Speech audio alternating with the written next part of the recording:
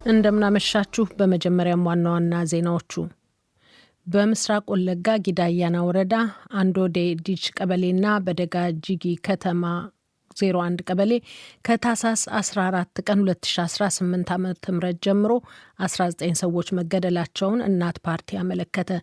ዶይቼ ቬለ ያነጋገራቸው የአካባቢው ነዋሪ በበኩላቸው ከ500 በላይ ቤቶችና ከ20 በላይ ተሽከርካሪዎችም መውደማቸውን ገልጸዋል። የሱዳኗን አልፈሽር አካባቢ ለመጀመሪያ ጊዜ የጎበኙ የተባበሩት መንግስታት ድርጅት ባለሙያዎች በደረሰባቸው ጥቃት ስቃይ ላይ የሚገኙ ሲቪሎችን መመልከታቸውን ይፋ አደረጉ። በተሰናባቹ ጎርጎሮሳዊ ዓመት 2025 ወደ ስፔን ለመግባት የሞከሩ ከ3000 በላይ ስደተኞች ሕይወት ማለፉን የስፔን የስደተኞች መብት የተሰኘ ቡድን ዛሬ ይፋ አደረገ። ዜናው በዝርዝር በምስራቅ ወለጋ ጊዳያና ወረዳ አንዶዴ ዲች ቀበሌና በደጋ ጂጊ ከተማ 01 ቀበሌ ከታህሳስ 14 ቀን 2018 ጀምሮ 19 ሰዎች መገደላቸውን እናት ፓርቲ አመለከተ። የፓርቲው ፕሬዝደንት ዶክተር ሰይፈ ስላሴ አያሌው ለዶይቼ ቬለ እንደተናገሩት ቅዳሜ ዕለት 2 ሰዎች በስለት ተገድለው አካላቸው ጥሻ ውስጥ ተገኝቷል። የፓርቲው ሊቀመንበር እንደሚሉት የተገደሉት ወገኖች ታጣቂዎች ሳይሆኑ የመንግስት ኃይሎች ከጥቃት ይከላከሉልናል ብለው በየቤታቸው የነበሩ ዜጎች መሆናቸውን ከስፍራው ለፓርቲያቸው መረጃ ደርሶታል። የአማራውም የኦሮሞ ማህበረሰብ አብሮ የሚኖርበት አካባቢ ነው። ከፍተኛ ቁጥር ያለው የአማራ ማህበረሰብ እዛ አካባቢ ላይ እንዳለ እናውቃለን። ራሳቸውን የሚጠብቁበት መሳሪያ በህግ የተፈቀደ እንዲታጠቁ ተደርጓል ከዚህ ቀደም እና ያንን መሳሪያ ጥበቃ መከላከያም ስለሚያደርግላቸው እንደዚህ አይነት መሳሪያ ስለማያስፈልግ መሳሪያዎቻችሁን አስረክቡ ተብሎ መሳሪያቸውን አስረክበዋል። አሁን በቅርቡ ጊዜ የሆነው ምንድነው? ከፍተኛ ቁጥር ያለው የኦሮሚያ ልዩ ኃይል ወደ አካባቢያቸው መምጣቱን ነግረውን ነበር እና ስጋት ላይ ወድቀው እንደነበር ነግረውን ነበረው። ከታህሳስ 14 ቀን ቀደም ብሎ ነዋሪዎቹ አደጋ እንዳንዣበበባቸው ለፓርቲው መናገራቸውንም አክለው ገልጸዋል። ከአካባቢው ስለደረሳቸው ስጋትም ቀደም ብሎ ፓርቲያቸው መግለጫ ማውጣቱንም አመልክተዋል። የምስራቅ ወለጋ ጊዳያና ወረዳ ነዋሪ መሆናቸውን ለዶይቼ ቬለ የገለጹ አንድ እማኝ በተጠቀሰው ዕለት ተፈጸመ ያሉትን እንዲዘርዝረዋል። በዚህ አጋጣሚ ባለባቸው የደህንነት ስጋት ድምጻቸው በቴክኒክ እንዲለወጥ ተደርጓል። የተደረገው ነገር በታህሳስ 14 ቀን 562 ቤቶች ሲወድሙ 19 ንጹሃን በዚላና በተለያዩ በተለያማ ነገር አንገታቸው ተቆርጦ እስከ ዛሬ ድረስ አድራሻቸው ያልታወቁ የልሳን አስከሬኖች ይገኛሉ። ሲቀጥል ደግሞ 29 ተሽከርካሪዎች፣ አንድ ተሽከርካሪ ባጃጅ፣ አንድ ደግሞ የመሰለፊያ ትራክተር ይገዳል። እነዚህ ነው ወድመዋል። ያው 562 ቤቶች ስንደት በውስጡ ብዙ አንድ ዕቃ ያልወጣ የመጋዘኖች አሉ፣ የመጠጥ መጋዘኖች አሉ፣ የሸቀጣሸቀጦች አሉ፣ የተለያዩ ሱቆች ይገኙበታል። በምስራቅ ወለጋ ተፈጸመ የተባለውን በተመለከተ ከመንግስት ኮሚኒኬሽን ጉዳዮች ኃላፊዎችም በስልክ ለማግኘት በተደጋጋሚ ያደረግነው ጥረት ስልካቸው ባለመነሳቱ አለመሳካቱን መግለጽ እንወዳለን። የሱዳኗን አልፋሽር አካባቢ ለመጀመሪያ ጊዜ የጎበኙ የተባበሩት መንግስታት ድርጅት ባለሙያዎች በደረሰባቸው ጥቃት ስቃይ ላይ የሚገኙ ሲቪሎችን መመልከታቸውን ዛሬ ይፋ አደረጉ። የፈጥኖ ደራሹ ኃይል ታጣቂዎች አካባቢውን ከያዙ በኋላ ለረሃብ በተጋለጠችው ከተማ የውሃ ወይም የንጽህና መጠበቂያ አገልግሎት አለመኖሩን የመንግስታቱ ድርጅት የሰብአዊ እርዳታ አስተባባሪ ዴኒስ ብራውን ለፈረንሳይ የዜና አውታር ተናግረዋል። ነዋሪዎቹ እጅግ አደገኛ ሁኔታ ውስጥ መሆናቸውንም ገልጸዋል። ብራውን እንደሚሉት አንዳንዶቹ ማንም በሌለባቸው ህንፃዎች ውስጥ፣ ሌሎቹ ደግሞ በፕላስቲክ በተሸፈኑ ቦታዎች እየኖሩ ነው። ፈጥኖ ደራሹ ኃይል ባለፈው ጥቅምት ወር አልፋሽርን ከያዘ ከ550 ቀናት በላይ እንደሆነው ነው የተገለጸው። የመንግስታቱ ድርጅት የሰብአዊ እርዳታ ቡድን ባለፈው ሳምንት አርብ ነው ለመጀመሪያ ጊዜ ከተማዋን ለመጎብኘት የቻለው። በተሰናባቹ ጎርጎሮሳዊ ዓመት 2025 ወደ ስፔን ለመግባት የሞከሩ ከ3000 በላይ ስደተኞች ሕይወት ማለፉን የስፔን የስደተኞች መብት የተሰኘ ቡድን ዛሬ ይፋ አደረገ። እንደ ቡድኑ መረጃ ከሆነ በዚህ ዓመት የሞቱት ተሰዳጆች ቁጥር በ2024 ዓ.ም ከነበረው ቀንሷል። በግርድፍ ትርጉሙ ተንቀሳቃሽ ድንበሮች ማለትም ካሚናዶ ፍሮንታሬስ የተሰኘ ቡድን በመግለጫው እንዳመለከተው እስከ ህዳር ማለቂያ ገደማ ድረስ በአትላንቲክ የስደት መስመር ከአፍሪቃ ወደ ስፔን ካናሪ ደሴት ለመግባት ሲሞክሩ 3090 ተሰዳጆች አልቀዋል። እንዲያም ሆኖ ቡድኑ እንደሚለው ምንም እንኳን በዚህ መስመር የተሰዳጆቹ ቁጥር ቢቀንስም ከጊኒ የተነሱ የባሰ አደገኛ በሆነ የስደት መስመር ወደ ስፔን ለመግባት የሚሞክሩ ተበራክተዋል። ቡድኑ መረጃውን ያጠናቀረው ከተሰዳጆች ቤተሰቦችና ከይፋዊ ሰነዶች መሆኑን አስታውቋል። በመረጃው መሰረትም ከሞቱት መካከል 437ቱ ህጻናት፣ 192 ሴቶች መሆናቸውን ለይቶ ገልጿል። በጎርጎሮሳዊ 2024 ወደ ስፔን ለመግባት ከሞከሩ ህገወጥ ተሰዳጆች ከ10 ሺህ በላይ ህይወታቸው ማለፉን በመግለጫው ጠቅሷል። የምታደምጡት የዶች ቨለ ዲደብሊውን ዜና ነው። እስራኤል ለሶማሌላንድ የሰጠችው የሉዓላዊ ሀገርነት እውቅና ጠንካራ ትችት ገጥሞታል። ባለፈው ሳምንት አርብ ዕለት እስራኤል እውቅናውን ይፋ ካደረገች አንስቶ የተለያዩ ሀገራትና ተቋማት እርምጃውን አውግዘዋል። በዛሬው ዕለት ደግሞ የቻይና መንግስት እውቅናው የሶማሊያ ግዛቶች ውስጥ መለያየትን ሊያስከትል የሚችል ነው ሲል አጥብቆ ተቃውሟል። የቻይና የውጭ ጉዳይ ቃል አቀባይ ሊንጂያን ለዘጋቢዎች በሰጡት መግለጫ የትኛውም ሀገር በሌላ ሀገር ውስጥ ያሉ ተገንጣይ ኃይሎችን መደገፍ ወይም ማበረታታት የለበትም ነው ያሉት።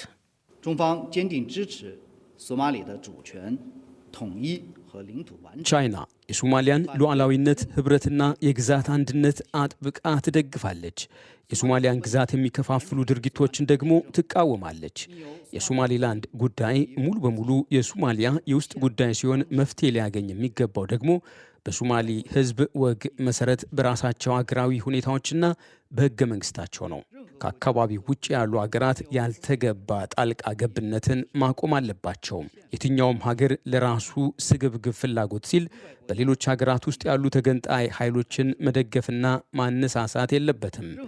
የሶማሊላንድ ባለስልጣናት ሁኔታውን በግልጽ ተገንዝበው የመገንጠል እንቅስቃሴዎችን እንዲያቆሙና ከውጭ ኃይሎች ጋር ከመተባበርም እንዲቆጠቡ እናሳስባለን። እስራኤል ለሶማሌላንድ ከሰጠችው የሀገርነት እውቅና ጋር አያይዛ በእርሻ፣ በጤና፣ በቴክኖሎጂና በኢኮኖሚ ዘርፍ ትብብር ለማድረግ መፈለጓን ገልጻለች። የየመኑ ሁቲ አማጺ ቡድን በበኩሉ እስራኤል ሶማሌላንድ ውስጥ የሚኖራት ማንኛውም ነገር የጥቃት ኢላማዬ ይሆናል ብሏል። ቻይና በዛሬው ዕለት በታይዋን አካባቢ በተኩስ የታጀበ የአየርና የባህር ኃይሏን ያካተተ ወታደራዊ ልምምድ አደረገች። የቻይና ድርጊት የታይዋንን ዋነኛ ወደቦች ስራ እስከ ማስተጓጎል መድረሱ ነው የተገለጸው። ታይዋን ወታደራዊ ወከባ ያለችውን የቤጂንግን ድርጊት ኮንናለች። ታይዋን ውስጥ ለጉብኝት የተገኙ ወገኖች ድንገተኛው ተኩስ እንዳስደነገጣቸው ነው የተነገረው።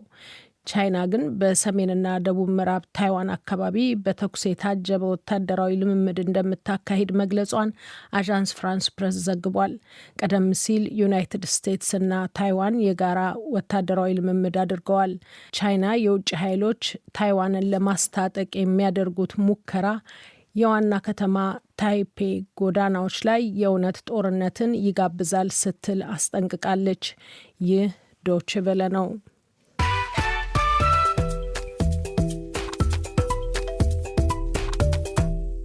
ከዶይቼ ቬለ ዜናውን ለማጠቃለል ዋና ዋናዎቹን በድጋሚ እንሆ። በምስራቅ ወለጋ ጊዳ አያና ወረዳ አንዶዴ ዲች ቀበሌና በደጋ ጅጋ ከተማ 01 ቀበሌ ከታህሳስ 14 ቀን 2018 ዓ.ም ጀምሮ 19 ሰዎች መገደላቸውን እናት ፓርቲ አመለከተ። ዶይቼ ቬለ ያነጋገራቸው የአካባቢው ነዋሪ በበኩላቸው ከ500 በላይ ቤቶች ከ20 በላይ ተሽከርካሪዎችም መውደማቸውን ገልጸዋል። የሱዳኗን አልፋሽር አካባቢ ለመጀመሪያ ጊዜ የጎበኙ የተባበሩት መንግስታት ድርጅት ባለሙያዎች በደረሰባቸው ጥቃት ስቃይ ላይ የሚገኙ ሲቪሎች መመልከታቸውን ይፋ አደረጉ። በተሰናባቹ ጎርጎሮሳዊ ዓመት 2025 ወደ ስፔን ለመግባት የሞከሩ ከ3000 በላይ ስደተኞች ሕይወት ማለፉን የስፔን የስደተኞች መብት የተሰኘ ቡድን ዛሬ ይፋ አደረገ። ከ3 አስርት ዓመታት በላይ የዘለቀው ጥበቃ አሁን ባልተጠበቀ ሁኔታ ተስፋ የፈነጠቀላት መስሏል። እስራኤል ለሶማሌላንድ የሉዓላዊ ሀገርነት እውቅና ስትሰጥ የመጀመሪያዋ የተባበሩት መንግስታት ድርጅት አባል ሀገር ሆናለች። ይህ በእርግጥ ለሶማሊያ ዱብዳ፣ ለኢትዮጵያ ሆድ ሲያውቅ ዶሮ ማታ ዝምታን፣ ከኢራን እስከ ቱርክ፣ ከግብፅ እስከ ቃጣር ተቃውሞና የዲፕሎማሲ ሩጫ፣ የአፍሪካ ህብረትና የመንግስታቱን ድርጅት ውግዘት፣ የልዕለ ሀያሏን ሀገር አሜሪካ ፕሬዚዳንት ዶናልድ ትራምፕ የለበጣ ተቃውሞ ቢያስከትልም ሶማሌላንድ ነዋሪዎችን ለደስታ አደባባይ ከመውጣት ግን አላገዳቸውም። ሀገር እንደ ሀገር ሲቀበላቸው ይህ የመጀመሪያቸው ነውና።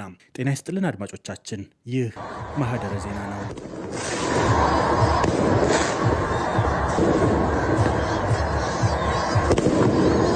የታሪኩ ጅማሬ ወደ ወረሃ ግንቦት 1983 ዓ.ም ይወስደናል።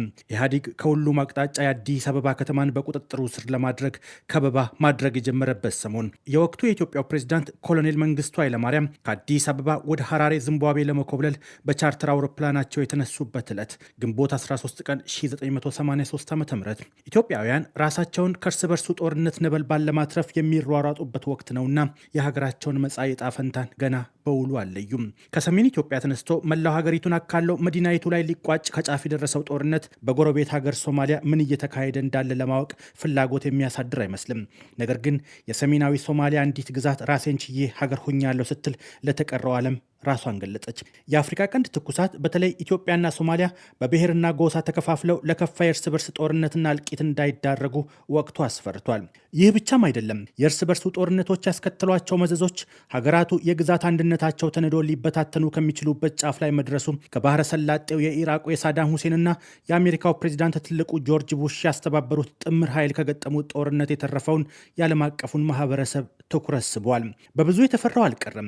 ኤርትራ ከኢትዮጵያ ተገንጥላ በይፋ ራሴን ችያለሁ ባለችበት ዋዜማ ሶማሌላንድም ከሶማሊያ ተገንጥላ ሀገር መሆኗን አወጀች። ግንቦት 13 ቀን 1983 ዓ.ም ይህ ቀን ለኢትዮጵያም ሆነ ሶማሊያ በእርግጥ የጨለማ ቀናቸው ነበር። ኢትዮጵያ የባህር በሯን ወዳም ይሁን ተገዳ አሳልፋ የሰጠችበት፣ ሶማሊያ ተገንጣዩን ግዛት ለማቆም አቅም ያጣችበት፣ የጉዳዩን ዓለም አቀፋዊ የአንድ ሳንቲም ሁለት ገጽታና ምላሽ እንዲሁም የመንግስታቱ ድርጅት ህግጋት እንደምን የኤርትራን መገንጠል ተቀብሎ እንደምንስ የሶማሌላንድን እስከዛሬም ድረስ ጆሮ ዳባ ልበስ አለም። ኋላ እንመለስበታለን። አሁን የእስራኤል ለሶማሌላንድ የሰጠችው እውቅናና የዓለም አቀፉን ማህበረሰብ ምላሽ ከብዙ በጥቂቱ እንመልከት። ክቡር ፕሬዝዳንት፣ ክቡር ጠቅላይ ሚኒስትር፣ ከእርሶ ጋር በመነጋገሬ ደስ ብሎኛል። ከምንም በፊት ግን አሁን ከእርሶ ጋር በምንናገርበት ቅጽበት እስራኤል ለሶማሊላንድ በይፋ እውቅና መስጠቷንና የራስን ዕድል በራስ የመወሰን መብቷን የምታከብር መሆኑን እንዲያውቁልኝ እፈልጋለሁ። ለዚህ ደግሞ በጣም ደስተኛ ነኝ። እናም ለዚህ ቀን እጅግ ኩራት ይሰማኛል። ለሶማሌላንድ ህዝቦችም መልካሙን ነገር ሁሉ እመኛለሁ። የእስራኤል ጠቅላይ ሚኒስትር ቤንያሚን ኔታንያሁ ከሶማሌላንድ ግዛት ፕሬዚዳንት አብዱራህማን መሐመድ አብዱላሂ ጋር ባለፈው አርብ በስልክ ባደረጉት ንግግር ነበር እስራኤል ለሶማሌላንድ በይፋ የሀገርነት እውቅና መስጠቷን ያስታወቁት። ይህ ለ34 ዓመታት ሀገር ሆና እንደ ሀገር መቆጠር ለተሳናት ግዛት ከአንድ የመንግስታቱ ድርጅት አባል ሀገር እውቅና ማግኘት ምን ማለት እንደሆነም በዕለቱ በርበራ ከተማ ውስጥ ደስታውን ለመግለጽ አደባባይ የወጣውን የከተማዋን ነዋሪ መመልከት ብቻውን በቂ ነው። ሀገራት ለተገንጣይ ግዛቶች በተናጠል እውቅና መስጠት የነበረ የሀገራቱ ሉዓላዊ መብት ቢሆንም የእስራኤል በባብኤል መንደብ መገኘትና ትናንት ጎረቤት የነበረች ኢትዮጵያ እውቅና ለመስጠት በመሞከሯ ብቻ የተፈጠረባትን ትርምስ ላስታወሰ አይኑን ከፍቶ ጆሮውን አስፍቶ ጉዳዩን ባንክሮ መመልከቱ አይቀርም። የዶቼ ቬለው ነጋሽ መሐመድ እንደሚለው የእስራኤል ሶማሊላንድ መገኘት በእርግጥ አዲስ ነገር ይዞ መምጣቱ አይቀርም። እርግጥ ነው ከዚህ በፊት እነ ታይዋን ከሶማሊላንድ ጋር ግንኙነት አላቸው፣ እውቅናም ሰጥተዋል። ነገር ግን የተባበሩት መንግስታት ድርጅት አባል የሆነ አንድ መንግስት ለሶማሊላንድ እውቅና ሲሰጥ የትናንቱ ወይም እስራኤል የመጀመሪያዋ ሆናለች። ይሄ እንግዲህ የአፍሪካን ቀንድን የጂኦፖለቲክስ የሚቀያይር ነገር ነው። ከባህሩ የቀይ ባህርና አደን ባህረ ሰላጤ በወዲያኛው በኩል በኢራኖች ይደገፋሉ የሚባሉ የሁቲ አማጽያን እስካሁን ድረስ እንደ አማጺ ነው የሚጠሩት። ምንም እንኳን ትላልቅ የየመን ከተሞችን ቢቆጣጠሩም የመንግስት መዋቅር ቢዘረጉም ኢራኖች እነሱን ይደግፋሉ ነው የሚባለው። አሁን እንግዲህ እስራኤል ከባህሩ ወዲህ ወደ አፍሪካ በኩል ያለውን እግሯን የምትተክልበት አንድ ሀገር ወይም አካባቢ አገኘች ማለት ነው። ስለዚህ የሚሆነው የድሮ የአረብና የእስራኤል ጠብ ይባል ነበር። አሁን ግን በአረቦችና በእስራኤሎች መካከል በተለይ ጠንከር ባሉት እንደነ ግብጽ፣ ሳውዲ አረቢያ፣ ዮርዳኖስን በመሳሰሉት እና በእስራኤል መካከል ያለው ጠብ እንዲሁም ለመገናኛ ዘዴዎች ያክልና በተለይ የአረቡን ሕዝብ አለን ለማለት ካልሆነ በስተቀር በጠብ ደረጃ ማንሳት ትንሽ እየከበደ ነው። እየከበደ የመጣው ደግሞ የኢራንና የእስራኤል ጠብና ሽኩቻ ነው። ስለዚህ የዛ ሽኩቻ ነጸብራቅ ነው። እስራኤል ለሶማሊላንድ እውቅና መስጠቷን ተከትሎ ከሶማሊያ በፊት የተቃውሞ ድምፃቸውን ያሰሙት ግብጽ፣ ጅቡቲና ቱርክ ነበሩ። የአፍሪካ ህብረት፣ የምስራቅ አፍሪካ የልማት በይነ መንግስታት ድርጅት ኢጋድ፣ የተባበሩት መንግስታት ድርጅት፣ የአውሮፓ ህብረት በተከታታይ የመንግስታቱን ድርጅት የግዛት አንድነት ይከበር መርህ እየጠቀሱ የእስራኤልን እውቅና መስጠት በየራሳቸው ቋንቋ ተችተዋል፣ ተቃውመዋል፣ አሊያም አውግዘዋል። ቻይና ዛሬ ዘግይታ ባወጣችው መግለጫ የእስራኤል እርምጃ የሶማሊያ ግዛት ውስጥ መለያየቶችን ያስከትላል ስትል በጽኑ ተቃውማለች። ዋናዋ ሶማሊያ ለእስራኤል ድርጊት ወዲያው ምላሽ አልሰጠችም። ፕሬዚዳንቱ ሐሰን ሼክ መሐመድ እንደ ኢትዮጵያ ከግዛቴ ጋር ውል አሰረች ብለው ከአስመራ ካይሮ፣ ከካይሮ አንካራም አልበረሩም። ምክንያቱም ሀገሪቱ እስራኤል ናትና። ነገር ግን ጊዜ ገዝተው ትናንት እሁድ ምክር ቤታቸውን በአስቸኳይ ሰብስበው በእስራኤል ላይ ውግዘት ማሰማታቸው አልቀርም። ፓርላማው በሉዓላዊነቴ ላይ ሆን ተብሎ የተቃጣ ጥቃት ሲል ድርጊቱን በይፋ ፈርጆታል። የአፍሪካ ቀንድ ጉዳዮችን በመተንተን የሚታወቁት አቶ አብዱራህማን ሰይድ እንደሚሉት የእስራኤል እርምጃ በቀጠናው ከሩቅም ከቅርብም ሀገራትን የሚጋብዝ ትርምስ የመፍጠር እድል እንዳለው ነው። ቀጠናው እንደገና የጦርነትና የታላላቅ ሀገሮች የመተራመስ አካባቢ ሊሆን ነው ማለት ነው። ምክንያቱም አሁን እንደሚታየኝ ሶማሌላንድ በቀጥታ ከእስራኤሎች ጋር መስራት ሊጀምሩ ነው። እዛም የጦር ሰፈርም ሌላም ሊሰጡ ይችላሉ። የኢትዮጵያ መንግስትም ከእስራኤል ጋር ነው የሚሰለፈው። ሌሎችም የደቡብ ሱዳንም፣ ህንድም ሌሎችም እዚህ ላይ ሊገቡ ይችላሉ እና ግብጽና ቱርኪ ሲያደርጉት የቆዩት እንቅስቃሴዎች ይሄን ነገር በጣም ዲስራፕሽን ያደርገዋል የነሱን እንቅስቃሴ እና ፍጥጫው ሊቀጥል ይችላል። የእስራኤል እርምጃ በኢትዮጵያና ኤርትራ ዘንድ የተለያየ ስሜት የፈጠረ መስሏል። ኤርትራ በይፋ ባወጣችው መግለጫ ተቃውሟን ስትገልጽ የተባበሩት መንግስታት ድርጅት የማያሻማ መልስ እንዲሰጥበትም ጠይቃለች። የኢትዮጵያ ባለስልጣናት ግን ስለ ጉዳዩ ዝምታን የመረጡ መስለዋል። እንዲያውም ዋነኞቹ የመገናኛ ብዙሃን ጭምር ዓለም የተቀባበለውን ጉዳይ ወዲያው አልዘገቡትም። የቀጠናውን ጉዳይ የሚከታተሉት አቶ አብዱራህማን ሰይድ እንደሚሉት ግን የእስራኤል እርምጃ ለኢትዮጵያ የሚጠቅም ነገር ይዞ ሳይመጣ እንዳልቀረ ነው።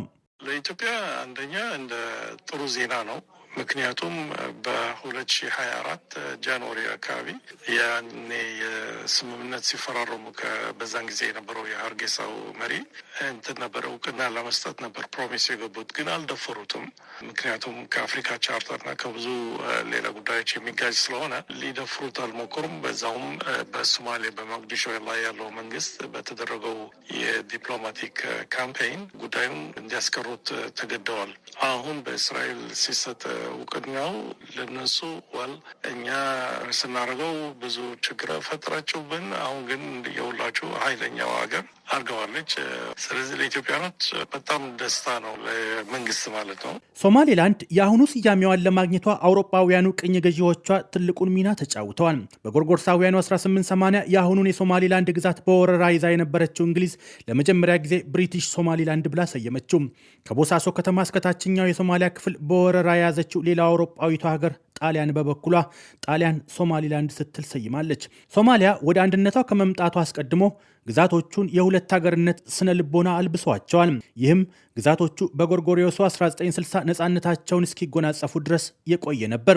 አንድ እምነትና አንድ ቋንቋ ተናጋሪ የነበረው ሕዝብ በጎሳና በተከፋፈለ ስነ ልቦና ውስጥ ቢቆይም የኋላ ኋላ የአንድነት መንግስት መመስረት የሚያስችላቸውን ስምምነት ከመፈጸም ግን አላገዳቸውም። ሞቃዲሾን ዋና ከተማ አድርጎ የተመሰረተው የሶማሊያ መንግስት የጸና መሰለም። ይህ ግን ብዙ መጓዝ አልቻለም።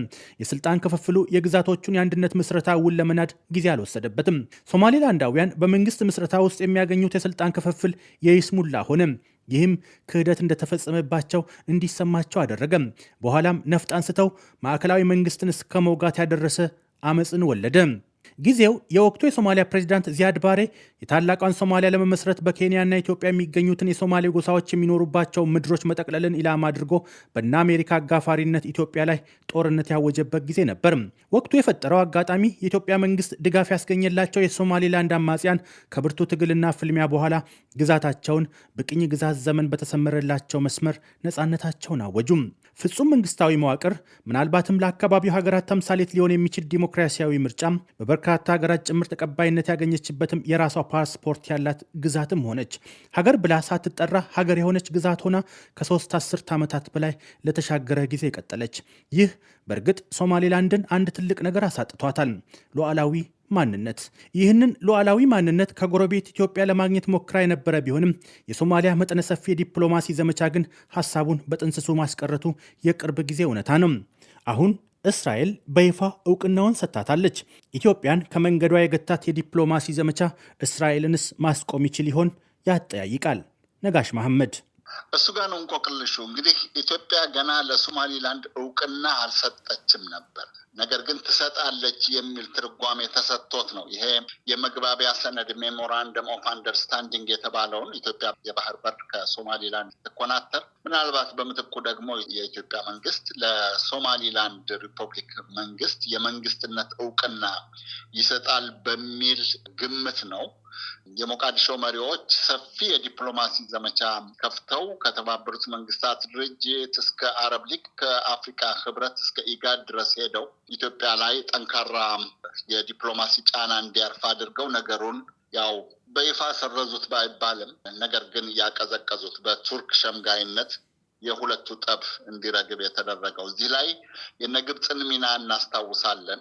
ምናልባት የጦር ኃይልም ይሁን የዲፕሎማሲ ይሁን ወይም ደግሞ የፖለቲካ ጫና በኢትዮጵያ ላይ ለማሳረፍ ዝግጁ መሆናቸውን ያስታውቁ ነበረ በይፋ።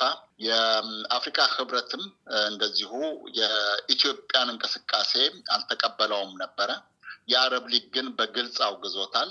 አሁን እንግዲህ እስራኤል ነች የመጣችው። እርግጥ ነው የግብፅ ውጭ ጉዳይ ሚኒስትር ከጅቡቲ ከራሷ ከሶማሊያ ፌዴራል ሪፐብሊክ ወይም ከሞቃዲሾ እና ከቱርክ አቻዎቻቸው ጋራ ጉዳዩ ላይ ተነጋግረው አውግዘዋል የሚል ዘገባ ሰምተናል የእስራኤልን እርምጃ። ከዚህ በላይ ግን የሚሆነውን ወደፊት ነው የምንጠብቀው። ነገር ግን ኢትዮጵያ ላይ የተረባረቡትን ያክል ሌሎቹ መንግስታትና ድርጅቶች ይረባረባሉ ወይ? አጠያቂ ነገር ነው የሚሆነው። ምክንያቱም ሀገሪቱ እስራኤል ነች ይህንን እርምጃ የወሰደችው። እስራኤል ለሶማሌላንዳውያኑ እውቅና ሰጥቻችኋለሁ ማለቷን ተከትሎ ሶማሌላንድ በውስጥም በውጭም የሚኖሩ የግዛቲቱ ተወላጆች ደስታቸውን ለመግለጽ አደባባይ ወጥተዋል። የግዛቲቱ ፕሬዚዳንት አብዱራህማን መሐመድ አብዱላሂ ኢሮ ለእስራኤል እውቅና በአድናቆት የተሞላ ምላሽ ሰጥተዋል። ከ3 አስርት ዓመታት በላይ በዘለቀ ሰላም ሙሉ አስተዳደራዊ መዋቅርና ህገ መንግስታዊ ስርዓት ይዘን ዓለም አቀፍ እውቅናን ስንጠብቅ ከቆየም በኋላ እንደ ሉዓላዊ ነፃ ሀገር የሰጣችሁንን መደበኛ ዓለም አቀፍ እውቅና ተቀብለናል። ለእስራኤል መንግስት ያለኝን ልባዊ አድናቆት እገልጻለሁ። የተባበሩት መንግስታት ድርጅት ከተመሰረተ ጊዜ አንስቶ የራስን ዕድል በራስ መወሰን መብት ተጎናጽፈው የሀገርነት እውቅና ያገኙ ጥቂቶች አይደሉም። ነገር ግን ሀገራቱ ይህንን መብት ያገኙበት መንገድና የህግ ትርጓሜ በብዙ ሲያነጋግር ቆይቷል። የተባበሩት መንግስታት ድርጅት ቻርተር በአንቀጽ 1 በንዑስ አንቀጽ 2 ህዝቦች የራሳቸውን የፖለቲካ ዕድል በራሳቸው የመወሰን መብት እንዳላቸው ሲደነግግ፣ አንቀጽ 2 ንዑስ አንቀጽ 4 ደግሞ የማንኛውም ሀገር የግዛት አንድነት ሊከበር እንደሚገባ ያስገድዳል። ይህ ግዛቶች ከሀገራት ተነጥለው ሀገር ለመሆን በሚያደርጉት ትግል ላይ የጎላ ተጽዕኖ ይኖረዋል። የሶማሌላንድ ጉዳይም ከዚህ ተለይቶ አይታይም። የሶማሌላንድን መብት ለማስከበር የሶማሊያን የግዛት አንድነት መናድ ወይም ሀገራት የተስማሙበትን ቻርተር መናድ መሆኑ ጉዳዩን ያወሳስበዋል። ወጣም ወረደ ግን ህግ ሁሌም በሁሉም ላይ እኩል እንደማይሰራ ታሪክ ምስክር ነው። ዩጎዝላቪያ ወደ ትንንሽ ሀገራት የተበታተነችበት መንገድ፣ ምስራቅ ቲሞር ሀገር የሆነችበት ሚስጥር ቢገለጥ እውነታው በታወቀ ነበር። የሆነ ሆኖ እስራኤል በደቡባዊ ቀይ ባህር መገኘት ገና ካሁኑ ውጥረቱን ማጦዙ ግን አልቀረም። ጉዳዩ ከፖለቲካ አንድምታ በላይ ወታደራዊ አንድምታው ትልቅ ነውና የየመኑ የሁቲ አማጽያን ገና ካሁኑ በሶማሌላንድ ላይ ዛቻቸውን መሰንዘር ጀምረዋል። እስራኤል ሶማሌላንድ ላይ ከተገኘች ኢላማችን ትሆናላችሁ ሲሉም ከበድ ያለ ማስጠንቀቂያ አሰምተዋል። እስራኤል ከዓለም አቀፉ ማህበረሰብ ተቃውሞና ውግዘት ታፈገፍግ ይሆን ወይስ ልክ እንደ ጋዛው ጦርነት፣ ልክ እንደ መካከለኛው ምስራቅ ያሻትን ማድረግ በዚህኛውስ ትገፋበት ይሆን? ሶማሌላንድስ እስራኤልን ተከትለው እውቅና የሚሰጣት ሌላ የተባበሩት መንግስታት ድርጅት አባል ሀገር ታገኝ ይሆን? እስራኤልን ተከትሎ እውቅና ሰጪውስ ሀገር ማን ሊሆን ይችላል? ከድነን እናሳድረው። የዛሬን አበቃው።